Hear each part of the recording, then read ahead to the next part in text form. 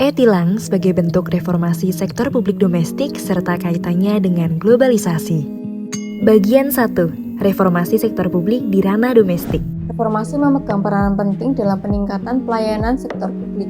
Reformasi sangat dibutuhkan karena adanya hak masyarakat dalam hal pelayanan yang harus mereka peroleh sesuai dengan proses demokrasi di dalam pelayanan sektor publik.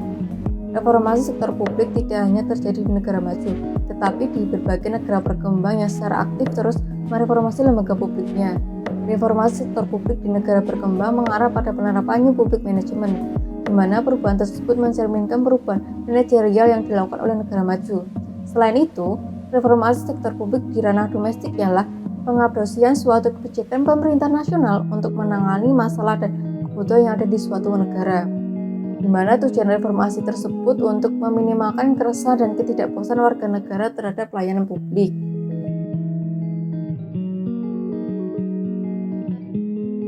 Bagian 2. Bagaimana globalisasi mempengaruhi reformasi sektor publik domestik. Globalisasi membuat batas antar negara semakin sempit. Tidak jarang pula, negara-negara dihadapkan dengan masalah di luar batas seperti penyakit atau permasalahan lain yang mirip dialami oleh negara satu dengan negara lain. Dengan adanya globalisasi, proses pertukaran informasi, teknologi, data, dan sumber daya lainnya semakin cepat dan terintegrasi. Wolfgang juga menyatakan adanya globalisasi tersebut memicu transnasionalisasi masalah publik sehingga menjadi acuan dalam menyelesaikan permasalahan publik. Selain itu, ditambah adanya kekuatan jaringan dalam proses perumusan kebijakan di berbagai dimensi level, membuat reformasi di sektor publik domestik akhirnya dapat terwujud. Bagian 3. Globalisasi membentuk e-tilang. Globalisasi sangat berpengaruh pada sistem pemerintahan di Indonesia kini. Globalisasi mendorong percepatan digitalisasi dan transfer informasi, yang mana akhir-akhir ini semakin gencar digalakan. Seiring dengan perkembangan teknologi itulah, peran mesin sangat penting untuk membantu aktivitas manusia.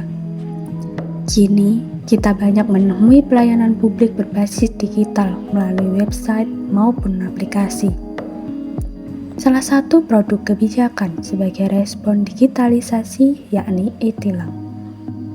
E-tilang atau tilang elektronik merupakan upaya pemerintah dalam menegakkan hukum lalu lintas berbasis teknologi informasi dengan menggunakan kamera pemantau berteknologi canggih.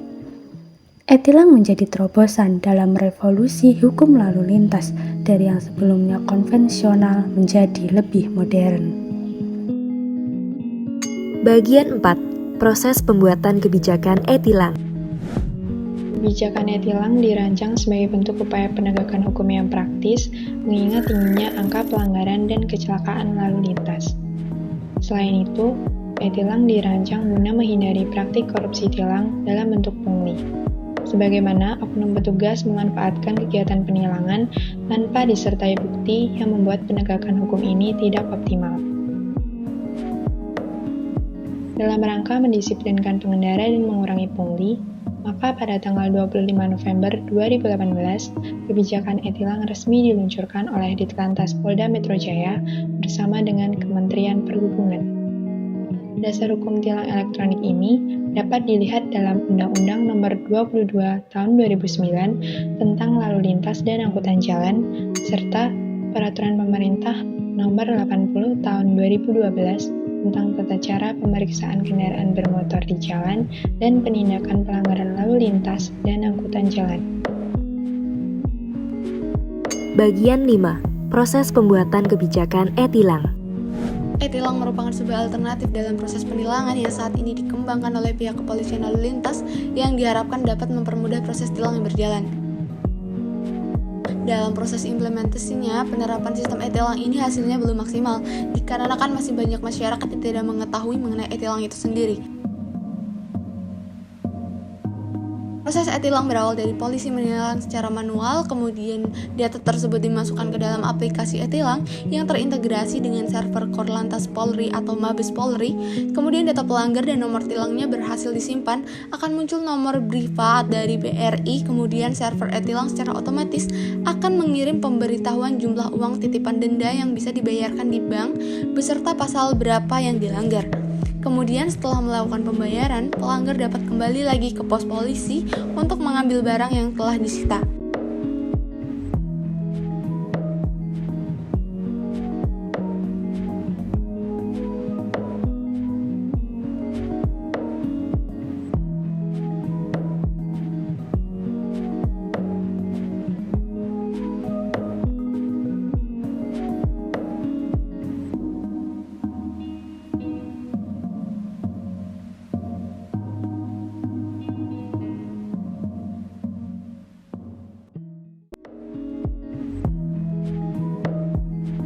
Kelebihan e-tilang ini sendiri adalah mempermudah pelanggar yang berada di luar domisili daerah saat ia ditilang.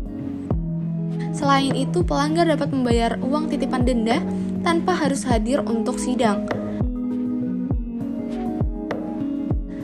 Selain itu, dalam menerapkan e-tilang tidak dibutuhkan peraturan-peraturan yang menunjang agar dapat terlaksana dengan baik, sehingga tugas kepolisian adalah mensosialisasikan kepada masyarakat mengenai aturan tersebut, sehingga masyarakat dapat menerapkan aturan yang telah ditetapkan, sehingga dapat tercipta lalu lintas yang teratur dan tertib.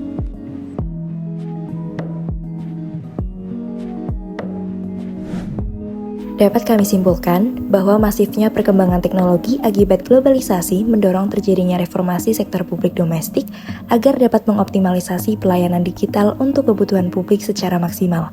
Seperti halnya pembuatan kebijakan e-tilang untuk mengatur lalu lintas dengan memanfaatkan teknologi, e-tilang menjadi sebuah terobosan baru yang potensial sehingga perlu untuk terus dikembangkan.